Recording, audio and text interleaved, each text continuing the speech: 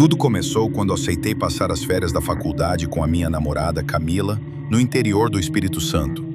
Ela tinha família lá e me convenceu de que seria uma viagem relaxante, perfeita para esquecer o estresse do semestre. O plano era simples: curtir o sossego da roça, caminhar nas montanhas e aproveitar a natureza. No terceiro dia, a mãe dela nos levou até a entrada do Parque Nacional da Serra do Caparaó. Era ali que estava a trilha que Camila tanto queria fazer. Só que havia um problema. A placa de madeira, já meio torta pelo tempo, dizia claramente acesso interditado. Isso deveria ter sido o primeiro sinal de alerta. Camila ficou irritada quando viu a placa. Disse que aquela era a trilha mais bonita da região e que não fazia sentido proibir o acesso justo nas férias. Tentei sugerir outro caminho, mas ela foi firme. A gente veio até aqui para isso, ela disse. Vamos só dar uma olhada, não precisa ir até o fim. Ela sempre foi mais impulsiva que eu, e naquele momento, o jeito como me olhou tirou minha resistência. Não tinha ninguém por perto. A estrada de terra estava deserta e o som dos pássaros era a única coisa viva ali. Nos esgueiramos por uma lateral onde a cerca de arame estava rompida e entramos sorrateiros na trilha. No começo foi maravilhoso. A mata era densa, mas tinha uma beleza bruta e silenciosa que impressionava. Caminhávamos entre árvores altíssimas, o chão coberto de folhas secas e galhos quebrados. O som do vento balançando as copas criava uma melodia suave. Camila ria alto, como se aquilo tudo fosse uma aventura de filme. A luz filtrada pelas árvores criava sombras dançantes pelo caminho. De tempos em tempos, víamos pequenas cachoeiras ao longe. Era como estar em um lugar esquecido pelo tempo. Só nós dois e a natureza. Estávamos tão encantados que nem percebemos quanto tempo tinha passado.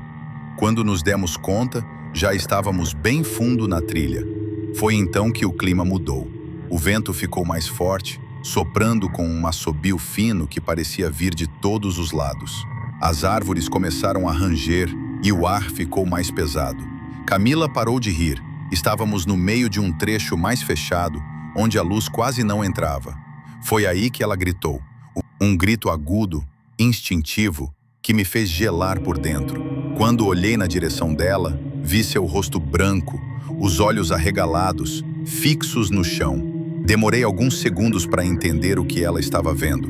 No meio da trilha, a poucos metros dos nossos pés, estava o corpo de um animal pequeno e peludo. Parecia um gambá ou um tamanduá mirim. Só que o mais chocante era o estado do bicho. Camila tremia e mal conseguia falar. Eu tentei manter a calma, dizendo que talvez fosse um caçador ou um ataque isolado, mas a verdade é que eu mesmo não acreditava nisso. Caçar ali era proibido e ninguém deixaria um animal daquele jeito no meio do caminho. O pior de tudo era a sensação. Era como se algo estivesse nos observando. Uma presença invisível, sufocante. O silêncio repentino da mata só reforçava isso. Até os passarinhos tinham sumido. Decidimos seguir em frente, já que voltar parecia ainda mais assustador. Queríamos sair dali o mais rápido possível. Caminhamos em silêncio por um tempo, sem trocar uma palavra. Eu mantinha o olhar atento em cada curva da trilha, enquanto Camila andava colada em mim, segurando forte minha mão. Foi então que algo me fez parar. No alto de um galho baixo, a uns 2 metros do chão, pendia algo estranho. Olhei mais de perto e senti o sangue sumir do meu rosto. Era a cabeça do animal. Estava amarrada por um cipó fino, girando lentamente com o vento. A língua pendurada, os olhos vítreos. Aquilo não era obra do acaso. Alguém ou algo tinha feito aquilo de propósito. Camila viu também e soltou um grito abafado. Antes que ela travasse de medo, puxei seu braço e mandei correr. Saímos em disparada, os galhos cortando nossa pele, os pés tropeçando nas raízes. O som das nossas respirações e dos passos ecoava na mata como tambores de guerra. Eu olhava para trás a cada minuto, esperando ver algo nos perseguindo. Mas não havia ninguém. Só aquele medo insuportável que se grudava na gente como umidade. Corríamos sem saber para onde, torcendo para encontrar a saída. Depois de uns 20 minutos, paramos, exaustos. Camila já mal conseguia respirar. Foi aí que ouvimos. Um grito, vindo de longe, gutural, seco, impossível de identificar. Não parecia humano, mas também não era de nenhum bicho que eu conhecesse. Foi o suficiente para nos fazer seguir em frente, mesmo com as pernas queimando. A trilha parecia se estender indefinidamente, como se brincasse com a nossa percepção de tempo. A cada curva, esperávamos ver a clareira de volta à entrada. Mas tudo o que víamos era mais floresta.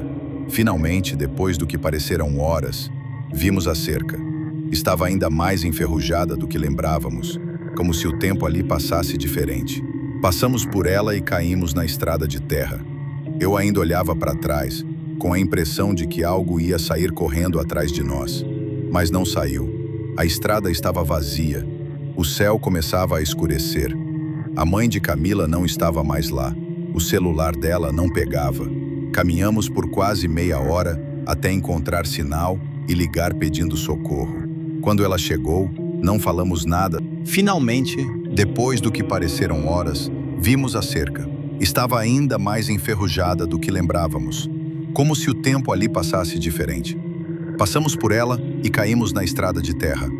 Eu ainda olhava para trás com a impressão de que algo ia sair correndo atrás de nós, mas não saiu. A estrada estava vazia, o céu começava a escurecer. A mãe de Camila não estava mais lá. O celular dela não pegava. Caminhamos por quase meia hora até encontrar sinal e ligar pedindo socorro. Quando ela chegou, não falamos nada sobre o que vimos. Só dissemos que nos perdemos na trilha. Naquela noite, tive pesadelos com os olhos do animal me encarando. Acordava com o coração acelerado, suando frio. Camila também ficou diferente, mais calada, mais trêmula. Não tocávamos no assunto. Nos dias seguintes, tentamos agir como se nada tivesse acontecido. Voltamos para a cidade e seguimos com nossas rotinas, mas algo tinha mudado entre nós. Um silêncio incômodo se instalou, como se, sem falar nada, ambos soubéssemos que tínhamos visto algo que não era para ter sido visto. Algo que talvez nunca tivesse ido embora de verdade. Anos se passaram desde aquela viagem, mas às vezes ainda sonho com aquela trilha. A floresta me chama de novo, com o som do vento sussurrando em línguas que eu não entendo. Já tentei racionalizar, dizer que foi só uma experiência bizarra, que a tensão fez nossa imaginação exagerar. Mas toda vez que fecho os olhos, volto para aquele momento. A cabeça pendurada, o grito na mata, o silêncio pesado.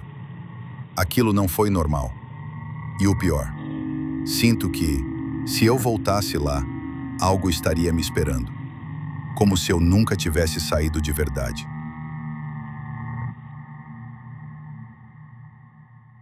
Sempre fui apaixonado por acampar, especialmente em lugares afastados. A calmaria do mar e o silêncio absoluto da natureza sempre foram meu refúgio. Naquele feriado de primavera, convidei 3 amigos para uma aventura em uma praia deserta no litoral sul da Bahia. Chegamos no fim da tarde, com o céu já pintado em tons de laranja. Estacionamos o carro em uma estrada de areia e caminhamos até a faixa mais isolada da praia. Nenhum sinal de outras pessoas. Nada além das ondas, vento e o som distante de um coqueiro balançando. Era o cenário perfeito, até demais. Mal sabíamos o que estava por vir naquela noite. Montamos as barracas e fizemos uma pequena fogueira. O céu estava limpo, salpicado de estrelas. Cada um abriu uma cerveja e logo começamos a rir de bobagens. A paz era absoluta e isso só tornava a experiência mais intensa. Mas houve um momento, talvez por volta das 20 horas, em que algo quebrou essa harmonia. Um carro passou devagar pela trilha de areia que levava à praia. O farol ofuscou por alguns segundos e sumiu na curva. Achei estranho, mas não comentei nada. Só ficou aquela sensação de alerta dentro de mim, como se uma engrenagem invisível tivesse sido ativada. Minutos depois, ouvimos passos na areia. Um homem surgiu da escuridão, iluminado apenas pela luz fraca da fogueira. Tinha barba, roupa suja e andava com um leve arrastar nos pés. Era impossível saber de onde tinha vindo. Um dos meus amigos, Jackson, foi o primeiro a falar. "Boa noite, parceiro. Tá perdido?" O homem não respondeu de imediato. Apenas encarava a gente com os olhos fundos, como se calculasse alguma coisa. Então murmurou: "Vocês estão no meu terreno." A frase veio com um sotaque arrastado e um leve cheiro de álcool. A tensão se instalou imediatamente. Expliquei, tentando manter a calma, que achávamos que a praia era pública. Era o que todos diziam. O homem balançou a cabeça, negando: "Isso aqui é tudo meu. Vocês têm que ir embora." Nesse momento, um de nós, o mais impulsivo, chamado Bira, se levantou e perguntou com firmeza: "Cadê a placa? Cadê o documento?" Foi então que o estranho revelou o que escondia: um facão pendurado na cintura, agora em mãos.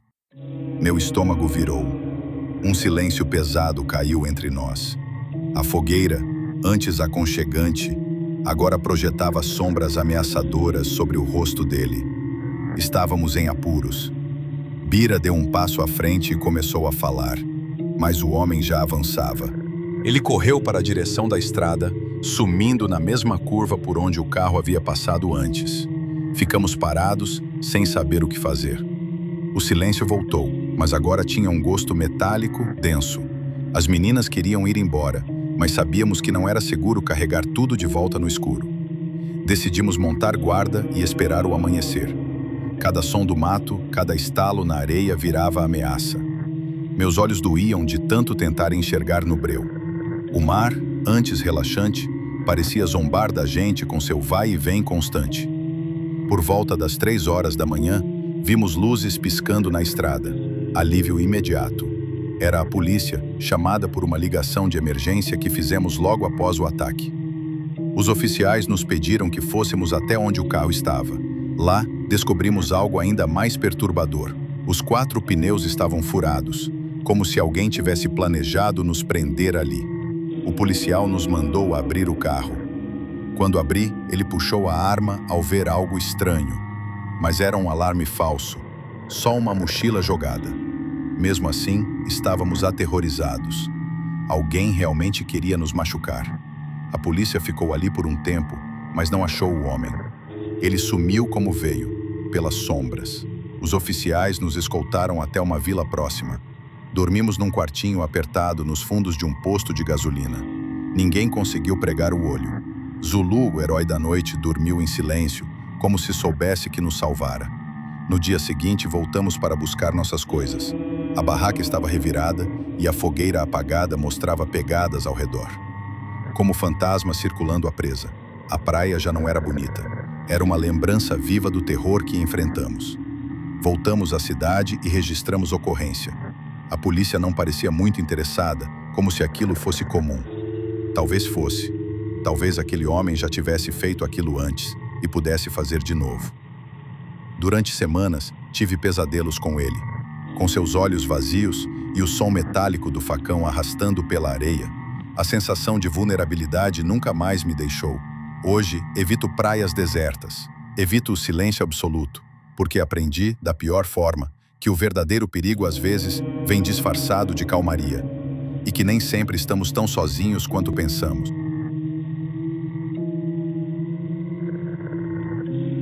Eu e minha melhor amiga, Carla, decidimos fazer uma viagem de primavera para comemorar o fim do semestre. Escolhemos Salvador, porque nenhuma de nós conhecia a cidade e queríamos curtir praias e festas.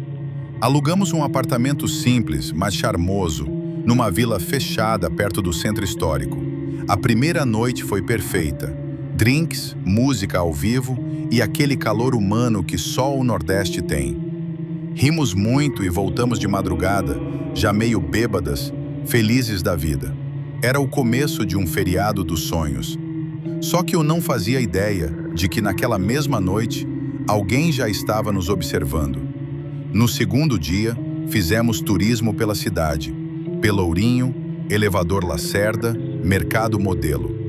Tiramos várias fotos, postamos stories e marcamos a localização, como todo mundo faz. À noite, resolvemos ir a um barzinho indicado por um influencer que Carla seguia. Lá conhecemos 2 caras, educados, bem vestidos, simpáticos. Um se chamava Diego, o outro, Léo. Pagaram bebidas para nós, dançaram, fizeram piadas. Nada agressivo. Diego puxou mais papo comigo, enquanto Carla se enturmava com Léo. Parecia tudo normal, mas algo nos olhos dele me deixava em alerta. Um tipo de frieza escondida por trás do sorriso. Mesmo assim, trocamos contatos. Eles foram embora antes da gente e seguimos curtindo até tarde. Ao voltar, recebi uma mensagem de um número desconhecido. Chegou bem, Ana. Aquilo me travou. Ninguém além de Carla sabia que eu tinha voltado. Perguntei quem era e a resposta foi: nos vemos amanhã. Mostrei a mensagem para Carla, que tentou me acalmar. Deve ser Diego. Ele deve ter pego seu número naquela hora em que você estava no banheiro e deixou o celular na mesa. Eu queria acreditar, mas meu instinto dizia outra coisa. Algo estava fora do lugar. Na manhã seguinte, o clima entre nós estava diferente. Carla brincava para aliviar, mas dava para sentir que ela também estava nervosa. Eu tentei esquecer e seguimos com o passeio. Visitamos o farol da Barra e passamos o dia todo fora.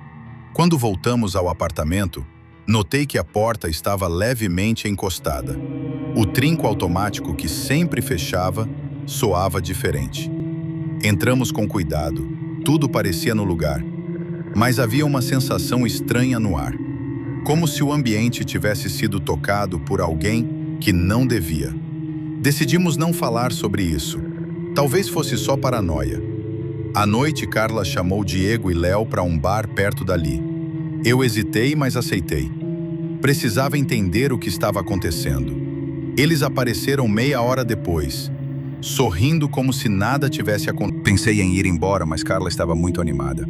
Disse que eles sugeriram irmos para outro bar mais tranquilo. Recusei na hora. Falei que estava cansada e que ia para o apartamento. Carla insistiu, mas fui firme. Me despedi e fui embora sozinha. No caminho, recebi outra mensagem do mesmo número. Foi mal, se assustei você. Eu não tinha respondido em nenhuma anterior. Bloqueei o número, mudei meu caminho e entrei pelo fundo da vila, passando por uma portinha de serviço que dava direto no quintal. Tranquei todas as portas, fechei as janelas e sentei no sofá com o coração disparado.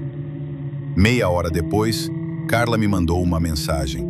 Ele está estranho, não disse quem. Nem explicou nada. Liguei na hora, mas ela não atendeu. Mandei áudios, mais mensagens, nada.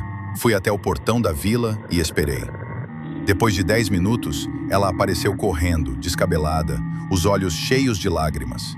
Entrou e trancou tudo, tremendo. Disse que Diego tinha ficado agressivo, tentado beijá-la à força e que, quando ela recusou, ele pegou o celular dela e apagou mensagens. Ela conseguiu escapar quando Léo distraiu o amigo, mas não tinha mais dúvidas. Algo muito errado estava acontecendo. Decidimos que no dia seguinte iríamos embora. Cancelaríamos o resto da viagem e voltaríamos para casa. Durante a madrugada, ouvimos barulhos no quintal.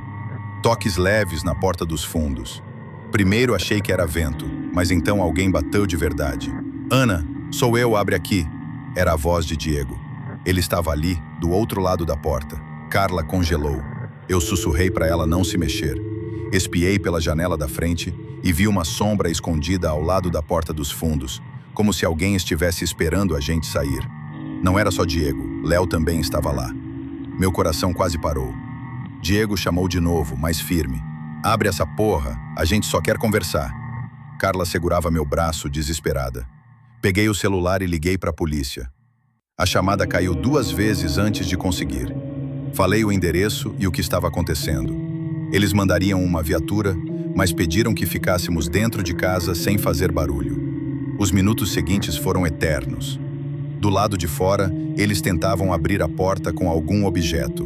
O trinco estalava, mas resistia. O som de metal raspando contra a madeira ecoava como uma faca dentro da alma. Quando a sirene surgiu ao longe, os dois correram. Vimos pelas câmeras de segurança da vila que um carro preto arrancou em alta velocidade. A polícia chegou, ouviu nosso relato e ficou chocada com os prints das mensagens. Vasculharam a casa e encontraram marcas recentes na janela da cozinha. Eles já tinham entrado antes, disse um dos agentes. Isso explicava a sensação estranha. 2 dias depois, a polícia nos ligou. Encontraram o carro abandonado em uma cidade vizinha, sem pistas de onde os homens tinham ido. A investigação continuaria, mas o oficial nos alertou. Esses caras já tinham feito isso antes. Encontraram denúncias semelhantes em outras cidades turísticas, mas nunca com provas concretas. Sempre trocavam de nome, chip, carro. Eram predadores modernos, se adaptando a cada ambiente, como camaleões. O caso foi encerrado por falta de evidências sólidas, mas nós sabíamos a verdade. Sobrevivemos por pouco. Carla nunca mais foi a mesma. Ficou retraída, ansiosa, passou meses fazendo terapia. Eu também. Até hoje, evito conhecer pessoas novas durante viagens e nunca mais deixo meu celular na mesa. A coisa mais assustadora foi perceber como tudo parecia normal. Os sorrisos, as brincadeiras, a conversa leve.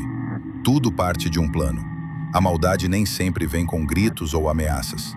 Às vezes ela vem sorrindo, oferecendo um drink. A gente só percebe quando já é tarde demais.